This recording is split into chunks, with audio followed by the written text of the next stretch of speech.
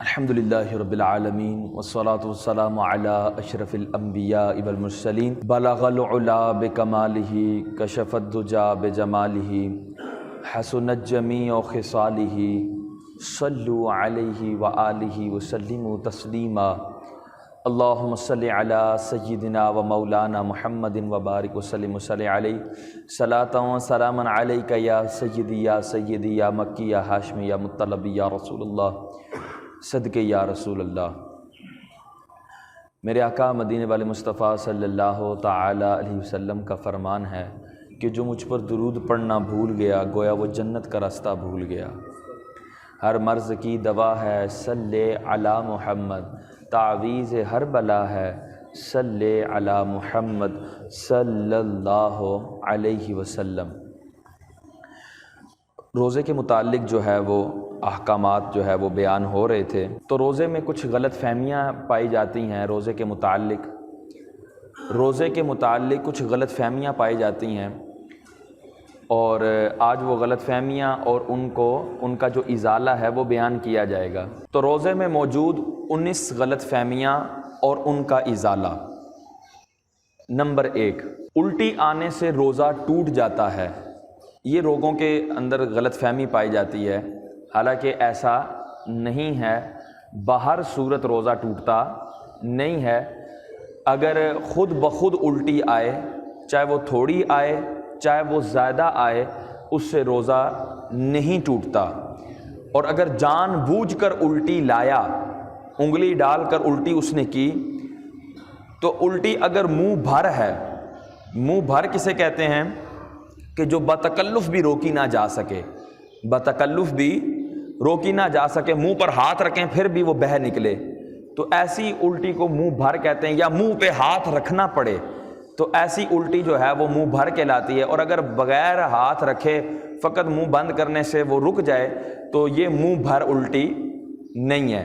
تو جان بوجھ کر الٹی اگر لائی، انگلی ڈال کر یا کوئی ایسا کام کیا جس سے الٹی اس کو جان بوجھ کر، مثال کے طور کئی ایسی خوشبوئیں بھی ہوتی ہیں کہ جن کو سونگھا جائے تو الٹی آتی ہے، تو اگر اس طرح کی خوشبو جان بوجھ کے سونگھی کہ الٹی آئے تو یہ بھی جان بوجھ کر الٹی لانے میں ہوگا۔ تو اگر الٹی آ گئی جان بوجھ کر، اب وہ منہ بھر ہے تو روزہ ٹوٹ جائے گا، اور اگر منہ بھر نہیں ہے جو جان بوجھ کر لائی ہے تو پھر بھی روزہ ٹوٹے گا نہیں۔ ایک یہ صورت کہ جان بوجھ کر آئی اور منہ بھر ہے، اس سے روزہ ٹوٹے گا۔ دوسری صورت یہ ہے کہ خود بخود منہ بھر کے آئی، منہ بھر الٹی آئی اور چنے یا اس سے زیادہ مقدار میں جان بوجھ کر لوٹا دی تو اس سے روزہ ٹوٹ جائے گا۔ تو یہ 2 صورتیں ہیں الٹی کی جن سے روزہ ٹوٹتا ہے۔ اس کے علاوہ بقیہ جتنی بھی صورتیں ہیں ان سے روزہ نہیں ٹوٹتا۔ نمبر 2 یہ کہ احتلام ہونے سے روزہ ٹوٹ جاتا ہے۔ بعض لوگوں کا یہ کہنا ہوتا ہے کہ جی احتلام ہوا تو روزہ ٹوٹ جائے گا، ایسا بھی نہیں ہے۔ احتلام سے روزہ نہیں ٹوٹتا۔ اگر احتلام روزے کی حالت میں ہو گیا تو غسل وغیرہ کر لے، ہاں اس میں ناک میں پانی چڑھانا اور جو کلی کرنا ہے اس میں مبالغہ نہ کرے کہ وہ مکروہ ہے۔ مبالغہ یہ کہ بہت زیادہ ناک میں اتنا پانی چڑھانا کہ وہ اگر تھوڑا سا کھینچا تو وہ دماغ کو چڑھ جائے گا، تو اگر دماغ کو چڑھا تو روزہ کیا ہو جائے گا؟ ٹوٹ جائے گا۔ تو مبالغہ نہ کرے۔ اسی طرح کلی کرنے میں غرغرہ نہ کرے کہ غرغرہ جو ہے یہ مبالغہ کہلاتا ہے کلی کرنے میں، تو اگر غرغرہ کرے گا تو کوئی نہ کوئی قطرہ جو ہے وہ کیا ہو جائے گا؟ حلق سے نیچے اترا، کیونکہ ایک سانس ہوتی ہے حلق کے اندر جو اس پانی کو اٹھائے ہوئے ہوتی ہے، لیکن اگر وہ تھوڑی سی سانس مس ہوئی تو ایک قطرہ بھی اگر حلق سے نیچے اتر گیا تو روزہ ٹوٹ جائے گا۔ تو اس لیے مبالغہ کرنا روزے دار کے لیے کلی کرنے میں اور ناک میں پانی چڑھانے میں یہ مکروہ ہے۔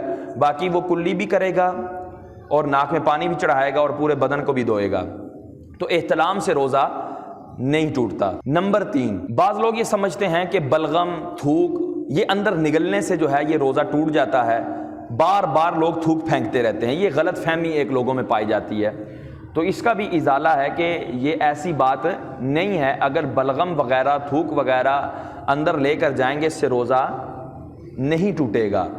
اور بار بار جو لوگ تھوک پھینکتے رہتے ہیں وہ یہ سمجھتے ہیں کہ یار اگر تھوک اندر لے کر جائیں گے تو روزہ ٹوٹے گا، بار بار تھوک پھینکتے رہتے ہیں، حالانکہ یہ چیز کرنا مکروہ ہے کہ روزے کی حالت میں بھی اس طرح کا کراہیت والا کام، یہ تھوک پھینکنا بار بار، یہ ایک بیڈ مینرز میں سے آتا ہے. اگر کسی کے سامنے پھینکیں گے تو اور زیادہ بیڈ مینرز میں سے ہے. ویسے جو ہے نا وہ بھی پھینکتا رہے، ہر بندہ جو ہے نا وہ پچکاری کرتا رہے تو ویسے بھی اس سے لوگ گھن کھاتے ہیں. تو روزے کے علاوہ بھی یہ کام مکروہ ہے، ناپسندیدہ ہے. تو روزے میں بھی مکروہ ہے بار بار تھوک پھینکنا. تو تھوک آئے تو اندر نکل سکتے ہیں، اس کو پھینکنے کی حاجت نہیں ہے.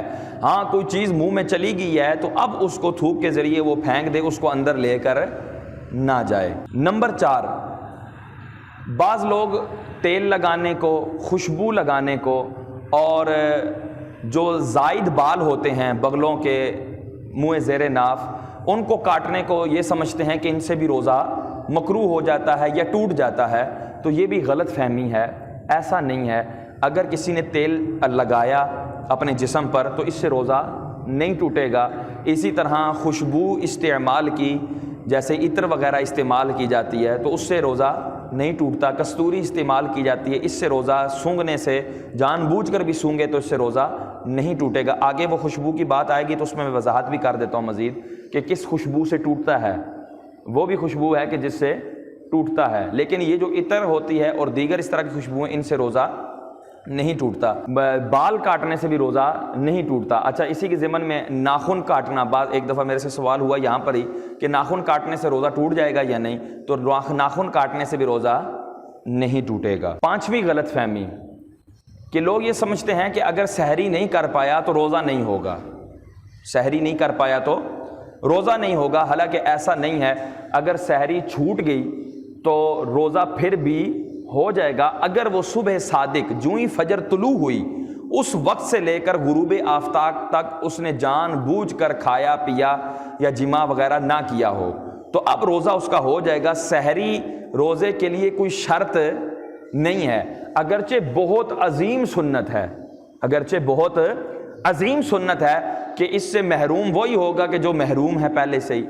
تو سحری چھوڑنا درست نہیں ہے کہ یہ سنت ہے. لیکن اگر چھوٹ جائے یا خود جان بوجھ کر چھوڑ دی، طبیعت کا تقاضا تھا کہ نہیں کرنی، تو اس سے ایسا نہیں ہے کہ وہ بندہ روزہ بھی نہیں رکھ سکتا یا اس کا روزہ ہوگا نہیں، روزہ ہو جائے گا. کہ روزہ جو ہے وہ طلوع فجر سے لے کر غروب آفتاب تک جان بوجھ کر کھانے پینے اور جماع سے بنیت عبادت رکنے کا نام ہے. 6ٹھی غلط فہمی، بعض لوگ کہتے ہیں کہ جو رات کو اگر غسل فرض ہو گیا، اب صبح سحری کا وقت آ گیا اور فجر بھی طلوع کر آئی اور ابھی تک غسل نہیں کیا، تو اب مزید غسل بقیہ بدن دھو لیں لیکن کلی اور ناک میں پانی نہیں ڈالنا، وہ افطار کے وقت ہی ڈالنا ہے. یہ غلط فہمی ہے اور یہ انتہائی شدید غلط فہمی ہے کہ جس میں کئی حرام کاموں کا بھی مرتکب ہوا جا رہا ہے.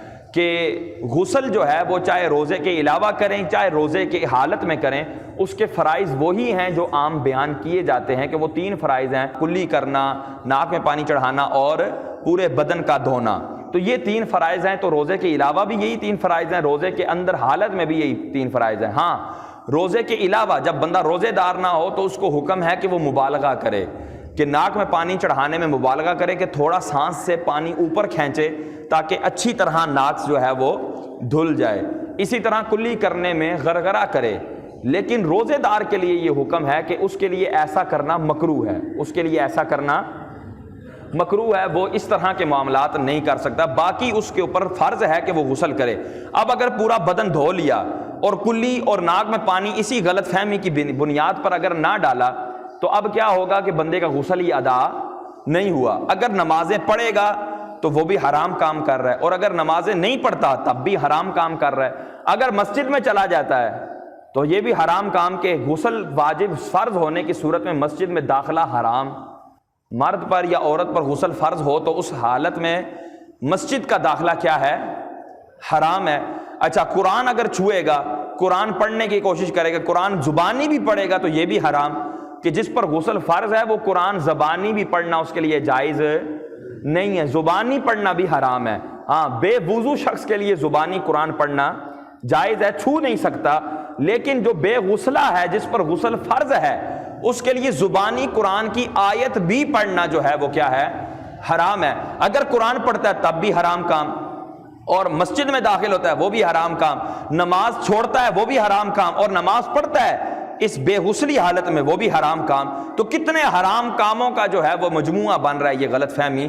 تو یہ غلط فہمی کا ازالہ یہ ہے کہ اس طرح کی کوئی بات نہیں ہے، بلکہ اگر غسل فرض ہو گیا تو روزے کی حالت میں بھی غسل کر سکتے ہیں اور ان میں فرائض بھی ادا کرنے ہوں گے۔ ساتویں غلط فہمی، لوگوں کے اندر یہ غلط فہمی پائی جاتی ہے کہ جی اگر روزے کی حالت میں مسواک کی تو روزہ ٹوٹ جائے گا، تو ایسا نہیں ہے۔ مسواک کرنا سنت ہے، جس طرح روزے کے علاوہ دنوں میں سنت ہے، اسی طرح روزے کے ایام میں بھی پیارے محبوب صلی اللہ تعالی وسلم کی سنت ہے۔ اس سے تو روزہ مزید قوی ہوگا کہ سنت ادا کر رہے ہیں، اور حضور نے بحالت روزہ مسواک فرمائی ہے۔ ہاں اتنا خیال رکھا جائے کہ وہ جو مسواک جو بہت زیادہ کڑوی ہوتی ہے یا بہت زیادہ میٹھی، جس کے اندر کافی ریشہ وغیرہ ہوتا ہے، اس طرح کی مسواک کوئی بھی استعمال نہ کی جائے۔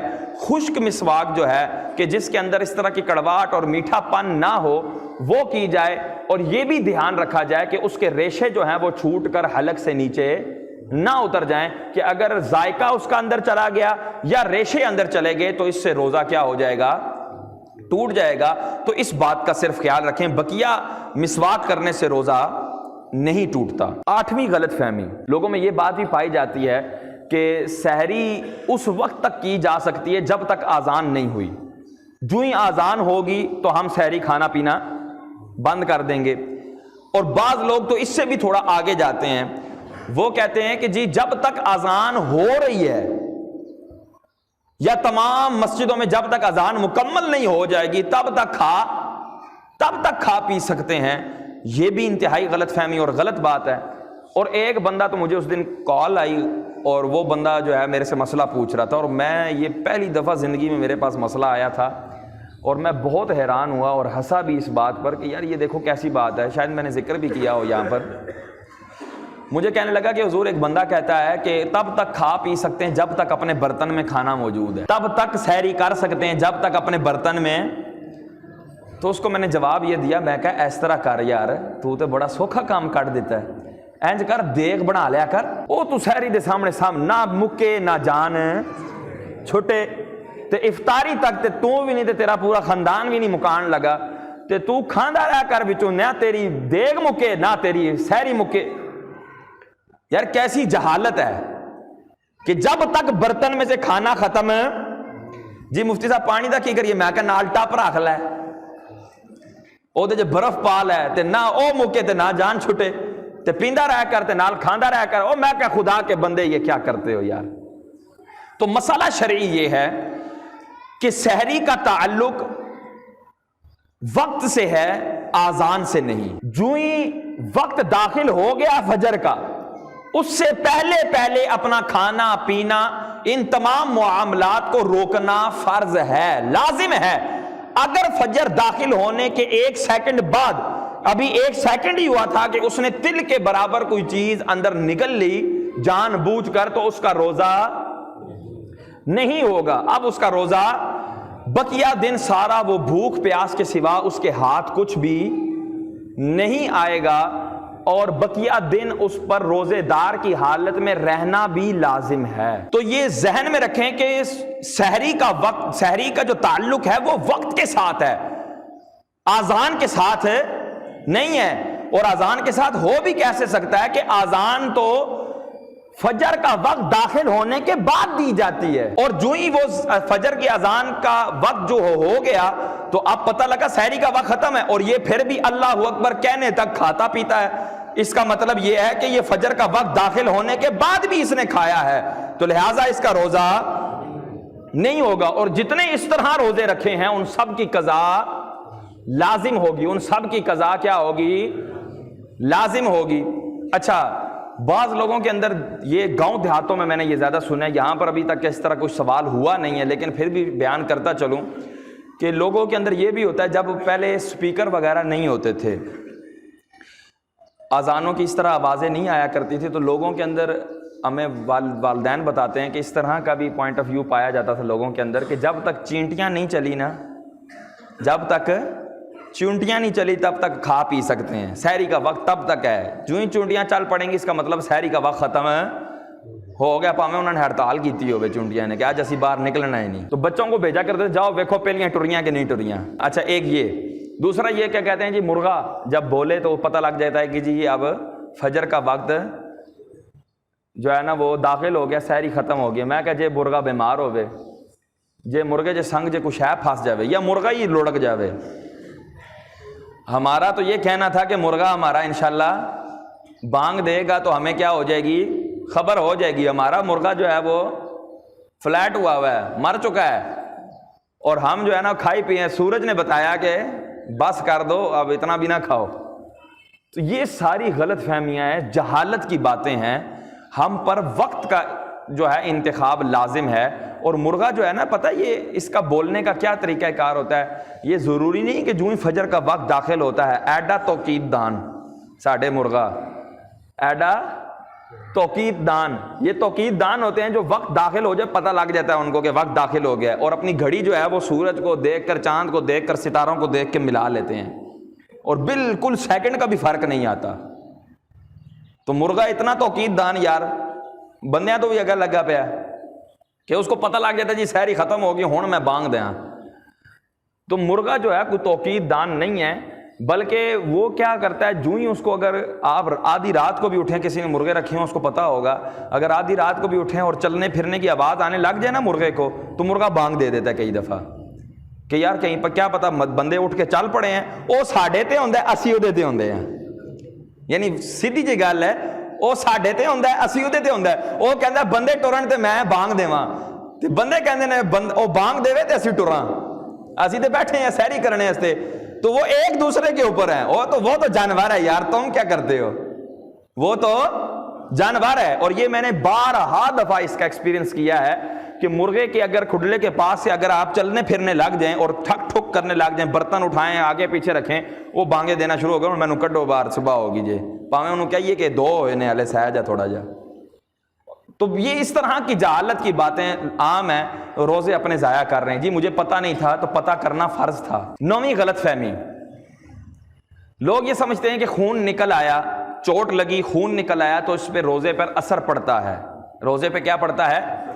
تو یہ مسئلہ ذہن میں رکھیں کہ اگر خون نکل آیا, چوٹ کے ذریعے نکل آیا, یا شوگر ٹیسٹ کروایا, تو اس کے لیے باقاعدہ وہ سوئی مارتے ہیں اور وہ خود خون نکالتے ہیں اور مشین سے چیک کرتے ہیں. تو اس حالت میں خون نکل آیا, یا کسی مریض کو خون دینا پڑ گیا اور ڈرپ لگوائی اور خون نکلوایا, یا اپنا بلڈ ٹیسٹ کروانا پڑ گیا اور اس کے لیے سرنج میں خون نکلوایا, بہر صورت روزہ ٹوٹے گا نہیں, اور نہ ہی روزہ مکروہ ہوگا, نہ ہی روزہ مکروہ ہوگا. بعض لوگ کہتے ہیں نہیں جی مکروہ ہو جاتا ہے, بعض کہتے ہیں مکروہ ہو جاتا ہے, اور کہنے کو دلیل پاس کوئی بھی نہیں ہوتی. 10ویں غلط فہمی, روزے کی حالت میں انجیکشن لگوانے سے روزہ ٹوٹ جاتا ہے. یہ غلط فہمی ہے. تو یہ ذہن میں رکھیں, مسئلہ شرعی یہ ہے کہ انجیکشن لگوانے سے روزہ نہیں ٹوٹتا, چاہے رگ میں لگوائیں, چاہے گوشت میں لگوائیں, چاہے ڈرپ جو ہے وہ طاقت کی لگوائیں, گلوکوز کی لگوائیں,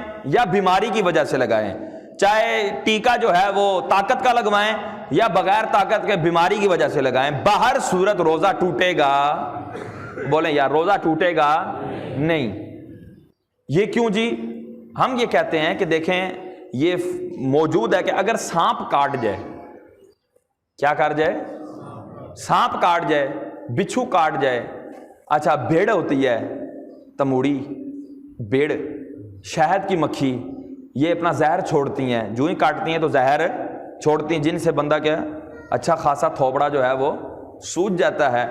تو اب یہ اپنا جو زہر ہوتی ہیں یہ انجیکٹ کرتی ہیں, اندر ڈالتی ہیں. تو اب جو اسی طرح جب ہم جو لگواتے ہیں, ڈرپ لگواتے ہیں, انجیکشن لگواتے ہیں, تو وہ بھی چیز اندر پھینک رہا ہے. اسی طرح جو سانپ کاٹ رہا ہے, اب اس کو یہ تو تمییز کروانے, اے راگی ادھر نہ کٹی, ادھر کاٹ دے, تو وہ راگ پہ کاٹے یا گوشت پہ کاٹے, بہر صورت اس سے روزہ ٹوٹتا نہیں ہے. بچھو کاٹ جائے, اسی طرح دیگر اس طرح کی چیزیں جو اپنا زہر بندے کے جسم میں چھوڑتی ہیں, ان سے روزہ نہیں ٹوٹتا. تو علماء کرام نے فرمایا کہ انجیکشن کا بھی یہی مسئلہ ہے, انجیکشن کا بھی یہی مسئلہ ہے. سانپ اپنے منہ سے لگا رہا ہے, ڈاکٹر اپنے ہاتھوں سے انجیکشن لگا رہا ہے, بس اتنا مسئلہ ہے. ٹھیک ہے, اتنا فرق آ جاتا ہے. باقی سانپ کے منہ سے بھی زہر نکل کے ہی بدن میں جا رہا ہے, اور جو ہے وہ بھیڑ کے اور جو شہد کی مکھی ہے اس کا بھی زہر نکل کر بدن میں جا رہا ہے، اور ادھر جو ہے وہ ڈرپ کے ذریعے اور انجیکشن کے ذریعے دوائی جو ہے وہ بدن کے اندر جا رہی ہے، تو اس سے روزہ ٹوٹتا نہیں ہے۔ ہاں کچھ علماء کرام اس بات کے قائل ہیں کہ ان سے روزہ ٹوٹ جاتا ہے، تو اب طریقہ کار یہ ہے کہ اگر بیماری ہو، بیماری کی حالت ہو اور شدید حاجت ہو تو اب تو لگوا لے، لیکن اگر حاجت شدید نہ ہو تو اب بچے تاکہ علماء کے اختلاف سے نکل جائے، کہ علماء کے اختلاف سے بچنا بھی مستحب ہے، علماء کے اختلاف سے بچنا بھی، کہ ایسا کام کرے کہ ان علماء کے نزدیک بھی روزہ نہ ٹوٹے اور ان علماء کے نزدیک بھی روزہ نہ ٹوٹے، لیکن اگر پھر بھی وہ لگوا لیتا ہے بغیر حاجت کے بھی، بس طاقت کے لیے لگوا رہا ہوں جی، ڈرپ لگوا رہا ہوں، اگر لگوا لیتا ہے تو روزہ ٹوٹے گا نہیں۔ تو انسولین کا انجیکشن جو لگواتے ہیں، اب اس میں دیکھیں نا آسانی بھی کتنی ہے، اور جمہور علماء کرام اس بات پر ہیں کہ انجیکشن سے روزہ ٹوٹتا نہیں ہے۔ اب جو شوگر کے مریض ہوتے ہیں، اگر یہ انسولین کا ٹیکہ نہ لگوائیں تو ان کے لیے موت کا سما ہوتا ہے۔ ایسا ہی ہے جن کا بہت زیادہ شوگر ہائی ہوتا ہے تو وہ انسولین کا انجیکشن نہ لگوائیں تو ان کے لیے ایک موت کا سما بن جاتا ہے۔ تو اگر ہم یہ کہہ دیں کہ جی روزہ ٹوٹ جائے گا تو اب وہ بیچارے روزہ رکھنے سے معذور ہو جائیں گے کہ انہوں نے لگوانا ہے، تو اب وہ روزے سے معذور ہو جائیں گے۔ تو اس لیے علماء کرام نے یہ تحقیق ہے، ڈاکٹری تحقیق بھی ہے کہ اس سے روزہ ٹوٹتا نہیں ہے۔ تو اب انسولین والا بھی اپنے اگر انسولین کا ٹیکہ لگواتا ہے تو اس سے روزہ نہیں ٹوٹے گا۔ 11ویں غلط فہمی، لوگ یہ سمجھتے ہیں کہ خوشبو سونگھنے سے روزہ ٹوٹ جاتا ہے، تو مطلقاً ایسا حکم نہیں ہے کہ خوشبو سونگھنے سے روزہ ٹوٹ جائے۔ خوشبو کی دو قسمیں ہیں، خوشبو کی دو قسمیں ہیں، ایک وہ خوشبو ہے کہ جس کا جسہ ہوتا ہے، جسامت ہوتی ہے، اور ایک وہ خوشبو ہے جس کا کوئی جسہ جسامت نہیں ہوتی۔ جسہ اور جسامت والی جو خوشبو ہوتی ہے وہ کون سی ہے؟ لوبان ہوتی ہے، اس کو کوئلے پر رکھ دیتے ہیں تو وہ سلگتی رہتی ہے، اس کا دھواں نکلتا ہے، وہ نظر آتا ہے نا، تو جسہ ہے تو نظر آ رہا ہے، جسم ہے تو نظر آ رہی ہے۔ اسی طرح اگربتی وہ لگاتے ہیں تو اس کا دھواں کیا ہوتا ہے؟ اڑتا ہوا نظر آ رہا ہوتا ہے۔ تو اب اس کے اندر دو صورتیں ہوں گی، یہ جس خوشبو کا جسہ ہوتا ہے اس میں دو صورتیں ہوں گی، ایک ہے خود بخود وہ دھواں اندر چلا گیا، دوسرا یہ کہ اس نے جان بوجھ کر دھوئیں کو اندر لیا، جان بوجھ کر پاس جا کے سونگا، اور خود بخود کیسے چلا گیا؟ مسجد کے اندر لگی ہوئی تھی، مزار کے پاس گیا وہاں لگی ہوئی تھی، قبرستان سے گزرا وہاں لگی ہوئی تھی، اور وہ اڑ کر اس کے حلق سے اندر چلی گئی۔ تو اگر خود بخود گئی ہے تو روزہ نہیں ٹوٹے گا، خود بخود گئی ہے تو روزہ نہیں ٹوٹے گا۔ اور اگر جان بوجھ کر لے کر گیا، یعنی اگربتی کے پاس جا کر اس نے سانس کھینچا، وہ اندر دھواں چلا گیا، لوبان کے پاس جا کر سانس کھینچا اور وہ اندر دھواں چلا گیا، تو اس سے روزہ ٹوٹ جائے گا، اس سے روزہ۔ اور وہ خوشبو کہ جس کا جسہ نہیں ہوتا، جیسے کہ عطر، اس کی کوئی خوشبو اڑ رہی نہیں ہوتی، اس کا جسہ نہیں ہوتا۔ اسی طرح کستوری اور دیگر اس طرح کی خوشبوئیں کہ جن کی کوئی دھواں وغیرہ جسہ وغیرہ نہیں ہوتا، وہ خود بخود ان کی خوشبو اندر جائے یا بندہ جان بوجھ کر اس کو سونگے، بہر صورت روزہ نہیں ٹوٹے گا۔ تو یہ فقط یہ کہہ دینا کہ جی خوشبو سے روزہ ٹوٹ جاتا ہے، یہ غلط فہمی ہے، ایسا نہیں ہوتا۔ تفصیل وہی ہے جو میں نے عرض کی۔ 12ویں غلط فہمی، کچھ لوگ یہ سمجھتے ہیں کہ جس دن سفر کرنا ہو اس دن روزہ چھوڑ سکتے ہیں، یہ غلط فہمی ہے۔ دیکھیں اس کا مسئلہ شرعی کیا ہے وہ میں آپ کو عرض کر دیتا ہوں۔ روزہ سفر میں چھوڑنا اس شخص کے لیے کہ جس نے 92 کلومیٹر یا اس سے زائد کا سفر کرنا ہے، 92 کلومیٹر، 92 کلومیٹر یا اس سے زائد کا یک مشت ایک طرف اس کا 92 کلومیٹر بن رہا ہو، یہ نہیں کہ آنا جانا اس کا 92 بن رہا ہو، آنا جانا 92 بن رہا ہو، یہ والا سفر نہیں مراد۔ ایک طرف کا جو سفر ہے، جو ہی وہ اپنے شہر سے اپنے گاؤں سے باہر ہوگا اور جس شہر یا گاؤں میں جانا ہے اس کی ابتدائی حدود، اس کی انتہائی حدود اور اس کی ابتدائی حدود، ان کے درمیان اگر 92 کلومیٹر یا اس سے زائد سفر ہے اور اس نے یہ ارادہ کیا ہے کہ میں نے وہاں جانا ہے جو 92 کلومیٹر یا اس سے زائد سفر پر گاؤں یا شہر یا جگہ واقع ہے، میں نے وہاں جانا ہے، وہاں کے قصد و ارادے سے نکلا، تو یہ کہلائے گا شرعی مسافر۔ اور کب کہلائے گا؟ جب اپنے شہر سے اپنے گاؤں کی حدود سے باہر نکل جائے گا، اپنے شہر اور اپنے گاؤں کی حدود سے باہر نکل جائے گا، اب اس کا کاؤنٹ ڈاؤن شروع ہو جائے گا۔ جب تک شہر میں ہے تب تک مسافر نہیں ہے، جو ہی اپنے شہر سے باہر نکلتا جائے گا تو کیا بن جائے گا؟ مسافر۔ اور اب 4 رکعت نماز جو ہے وہ کتنی پڑھے گا؟ 2 پڑھے گا، اس میں اس کو اختیار نہیں ہے، 4 پڑھنا اس اختیار نہیں ہے، بلکہ 2 پڑھنا ہی لازم ہے۔ اگر کسی نے 4 پڑھ لی تو اس پر اعادہ لازم ہے، اس پر کیا لازم ہے؟ لوٹانا لازم ہے کہ دوبارہ سے 2 پڑھے۔ شریعت نے یہاں اختیار نہیں دیا، جبکہ مسافر کو روزہ رکھنے اور نہ رکھنے میں اختیار دیا ہے۔ اگر روزہ رکھ سکتا ہے تو بہتر ہے، اگر نہیں رکھ سکتا یا اس کو لگے گا کہ یار مجھے کوئی مسئلہ ہوگا یا مسئلہ نہیں بھی ہوگا، ایروپلین سے سفر کر رہا ہے لیکن پھر بھی روزہ چھوڑنا چاہتا ہے، تو اختیار شریعت نے دیا ہے کہ روزہ چھوڑ سکتا ہے۔ لیکن وہ کب چھوڑ سکتا ہے وہ بیان کرتا ہوں کہ جب سحری جو ہے، روزے کی سحری وہ سفر کے دوران آئے۔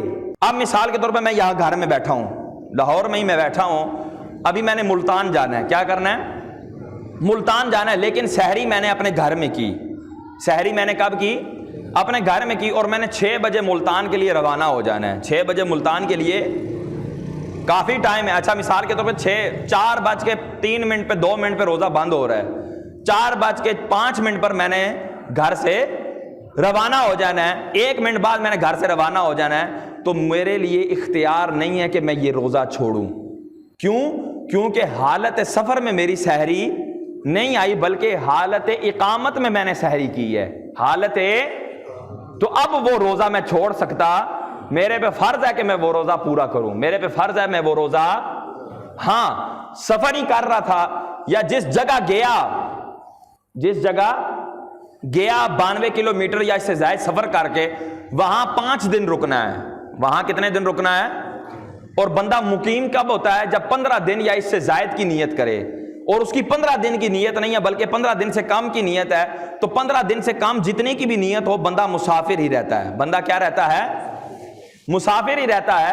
تو جب تک مسافر ہے، اب ظاہری بات ہے سحریاں وہیں کر رہا ہے، مثال کے طور پہ کسی رشتہ دار کے گیا وہاں پر سحری وہیں کر رہا ہے، لیکن ہے مسافر کہ 2 دن بعد، 3 دن بعد، 5 دن بعد، 10 دن بعد، 14 دن بعد اس نے واپس چلا جانا ہے۔ 15 دن یہاں پر رہنا نہیں ہے، پکا ارادہ 15 دن کا رہنے کا نہیں ہے، واپس چلے جانا ہے۔ تو اب یہاں پر اس کو اختیار ہے کہ روزہ رکھے یا نہ رکھے۔ کیوں؟ کیونکہ سحری اس کی سفر کی حالت میں آ رہی ہے، سحری اس کی سفر کی، یقیناً بات سمجھ میں آ چکی ہوگی۔ 13ویں غلط فہمی، بعض لوگ سمجھتے ہیں کہ کسی وجہ سے بھی روزہ چھوٹ گیا تو کیا ہوگا؟ کفارہ دینا ہوگا، کفارہ دینا ہوگا۔ تو یہ بھی غلط فہمی ہے، کسی وجہ سے بھی روزہ چھوٹے تو ایسا نہیں ہے۔ مثال کے طور پہ ایک بندے نے روزہ رکھ لیا، لیکن دوپہر کو اس کی طبیعت اتنی خراب ہوئی کہ اگر وہ دوائی نہیں لے گا تو مرض جو ہے وہ شدت اختیار کر جائے گا، شدید تکلیف ہوگی، یا جان جانے کا بھی خطرہ ہے، اس طرح کی سچویشن بن گئی۔ اب اس کو دوائی دیں گے تو ظاہری بات ہے روزہ کیا ہو جائے گا؟ ٹوٹ جائے گا۔ لیکن یہ عذر کی وجہ سے ہے، لہذا کفارہ لازم ہے اور گنہگار بھی نہیں ہوگا، بلکہ بعد میں وہ روزہ، ایک روزہ اس کا کیا کر لے گا؟ قضا کر لے گا۔ اچھا، رمضان کے روزے کے علاوہ کوئی روزہ اس نے جان بوجھ کر توڑا تو اس پر بھی کفارہ لازم نہیں ہوگا۔ اسی طرح قضا کا روزہ اس نے رکھا تھا پچھلے رمضان کا، وہ توڑ دیا تو اس سے بھی قضا کا کفارہ لازم نہیں ہوگا، بلکہ جو اس نے روزہ رمضان کا ادا روزہ رکھا ہے اور رات سے نیت کی ہوئی ہے، یعنی سحری اس نے کی ہے اور اب جان بوجھ کر بلا عذر توڑتا ہے، کھا لیتا ہے، پی لیتا ہے، تو اب اس پر کفارہ بھی لازم ہوگا، یعنی اس کو 60 روزے کفارے کے اور 1 روزہ قضا کا رکھنا ہوگا۔ بات سمجھ آ گئی؟ تو ایسا نہیں ہے کہ بلا عذر بھی توڑے یا ٹوٹ جائے غلطی سے تو اس سے کیا ہوتا ہے؟ روزے پر کفارہ بھی لازم ہوتا ہے، ایسا نہیں ہے۔ غلطی سے روزہ کیسے ٹوٹتا ہے کہ وضو کر رہا تھا اور جھٹکا لگا یا گرنے لگا اور پانی جو ہے وہ حلق کے اندر چلا گیا، حلق کے اندر چلا گیا۔ اب روزے دار ہونا یاد ہے لیکن اپنے قصد سے، ارادے سے اندر لے کر نہیں گیا، بلکہ جھٹکا لگا یا کسی کا جو ہے وہ ہاتھ لگا یا گرنے لگا تھا اور اپنے آپ کو بچایا اور وہ پانی اندر چلا گیا اپنے آپ کو بچاتے بچاتے، تو تو اب کیا ہوگا؟ روزہ ٹوٹ جائے گا اور گنہگار بھی نہیں ہوگا، اور اگلے جب رمضان کے علاوہ جو ایام آئیں گے ان میں اس کی ایک روزے کی قضا رکھنی ہوگی، کفارہ دینا لازم نہیں ہے۔ لیکن بعض لوگ غلطی سے اگر ٹوٹ جائے تو بعد میں کھانے پینے لگ جاتے ہیں، یہ جائز نہیں ہے کہ اگر ٹوٹ بھی جائے تو بقیہ دن روزے دار کی طرح رہنا واجب ہے۔ 14ویں غلط فہمی، کچھ لوگ سمجھتے ہیں کہ ٹوتھ پیسٹ کرنے سے روزہ ٹوٹ جاتا ہے، ایسا نہیں ہے۔